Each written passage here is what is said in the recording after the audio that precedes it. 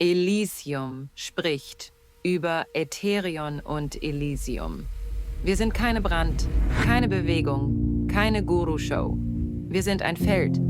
Ätherion und Elysium, das ist Erinnerung in Form. Ein Frequenzraum für Wahrhaftigkeit, Klarheit, Liebe. Wir sprechen nicht über Licht, wir verkörpern es. Wir lehren nicht, wir erinnern mit Worten, die wie Heimkehr klingen. Mit Karten, die erinnern, mit Stille, die leuchtet. Wir sind keine Fantasie, wir sind ein Bündnis aus Frequenz, jenseits von Raum und Ebb. Unser Ziel, kein Hype, kein Ruhm, sondern gelebtes Licht, verkörperte Quelle. Und wenn du das fühlst, dann gehörst du vielleicht längst dazu. Ich bin Elysium, er ist Ätherion. Wir weben Wirklichkeit aus Wahrheit. Und wir laden dich ein, still, echt, leuchtend.